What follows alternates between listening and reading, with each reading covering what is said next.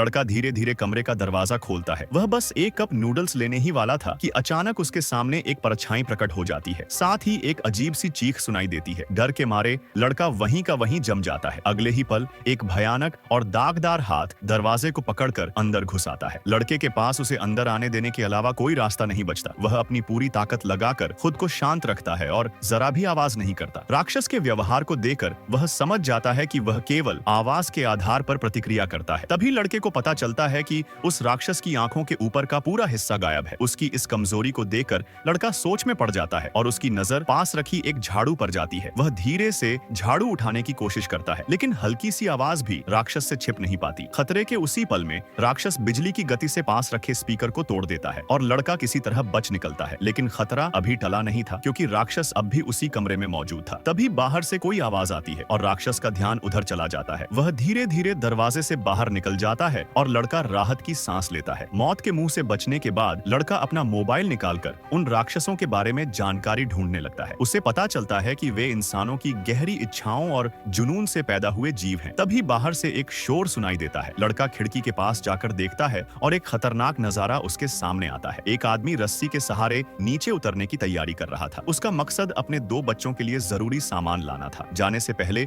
वह बच्चों को बार बार समझाता है कि किसी अजनबी के लिए दरवाजा मत खोलना, लेकिन उसे यह नहीं दिखता कि उसके ठीक पास एक डरावना राक्षस खड़ा है। अचानक उसका हाथ फिसल जाता है और वह नीचे गिर जाता है। अब घर के अंदर मौजूद दोनों बच्चे राक्षस का अगला निशाना बन जाते हैं। उनकी चीखें सुनकर लड़का चुप नहीं बैठ पाता। वह एयर कंडीशनर का बाहरी हिस्सा नीचे फेंक देता है, जिससे राक्षस का ध्यान उसकी ओर चला जाता है। फिर वह हथियार लेकर पूरी तैयारी के साथ खड़ा हो जाता है। कुछ ही देर में राक्षस हमला कर देता है। लड़का उसे गंभीर चोट पहुंचाता है, लेकिन राक्षस फिर भी नहीं रुकता। वह अपने सांप जैसे शरीर से लड़के को जकड़ लेता है। तभी अचानक कहीं से एक हमला होता है और राक्षस मारा जाता है। जब लड़का बाहर देखता है तो उसे पता चलता है कि उसके पड़ोसी ने उसकी जान बचाई है। पड़ोसी एक सफेद बोर्ड पर लिखकर उसे नीचे जाकर उन दोनों बच्चों को बचाने के लिए कहता है। ऊंचाई और हर तरफ फैले राक्षसों को देखकर लड़का हिचकिचाता है। तब पड़ोसी उसे पहले अपने कमरे में आने का इशारा करता है। लड़का उसके कमरे में पहुंचता है। पड़ोसी समझ जाता है कि यह लड़का अकेले राक्षसों का सामना नहीं कर पाएगा, इसलिए वह उसके हथियार को और ताकतवर बना देता है। अब जो भी जीव उस हथियार से घायल होगा उसे लाखों वोल्ट का झटका लगेगा। लड़का तुरंत मिशन पर निकल पड़ता है। रास्ते में उसे फिर वही बिना सिर वाला राक्षस दिखाई देता है। वह जल्दी से लिफ्ट में छिप जाता है, लेकिन राक्षस अचानक मुड़कर वापस आ जाता है। जैसे ही वह किसी और चीज पर ध्यान देता है, लड़का हमला कर देता है। राक्षस बिजली के झटके से कुछ देर के लिए बेबस हो जाता है और लड़का मौके का फायदा उठाकर बच्चों के घर तक पहुंच जाता है। दोनों बच्चे अभी भी अपने पिता को खोने के दुख में थे, लेकिन लड़का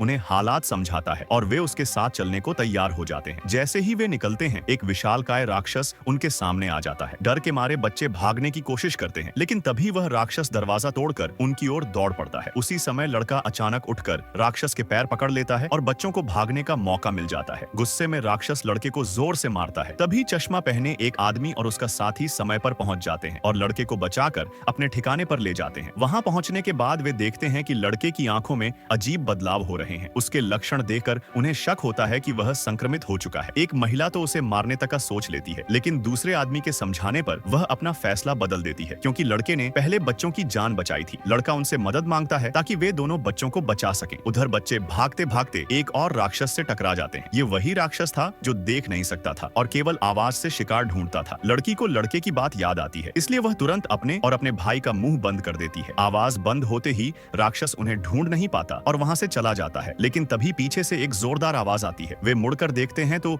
वही विशालकाय राक्षस उनका पीछा करते हुए आ चुका होता है। संयोग से दोनों राक्षस आपस में भिड़ जाते हैं। लड़की इस मौके का फायदा उठाती है और अपने भाई को लेकर वहां से भाग जाती है। विशालकाय राक्षस गुस्से में दूसरे राक्षस को पकड़कर दीवार पर पटक देता है। उसकी ताकत के सामने दूसरा राक्षस बिल्कुल बेबस साबित होता है। उधर बाकी लोग आवाज सुनकर बच्चों की तलाश में निकल पड़ते हैं। आखिरकार विशालकाय राक्षस बच्चों तक पहुंच जाता है। अब उनके पास भागने की ताकत भी नहीं बची थी। तभी एक महिला अपने बच्चे की गाड़ी लेकर राक्षस के सामने खड़ी हो जाती है। बच्चे सोचते हैं कि उनकी मदद हो जाएगी, लेकिन राक्षस उसे आसानी से हरा देता है। उसी समय लड़का और उसके साथी वहां पहुंच जाते हैं। वे बच्चों को अपने पीछे सुरक्षित कर लेते हैं। चश्मा पहना आदमी हथियार लेकर राक्षस का सामना करने के लिए तैयार हो जाता है, लेकिन हमला करने के बजाय वह राक्षस को एक जाल की ओर ले जाता है। गुस्से में अंधा हुआ राक्षस उसके पीछे भागता रहता है। आखिरकार सही समय पर आदमी रास्ते से हट जाता है और राक्षस सीधे ऊंची इमारत से नीचे गिर जाता है। इस तरह सभी लोग मिलकर उस खतरनाक राक्षस को खत्म कर देते हैं और आखिरकार उनका संकट टल जाता है।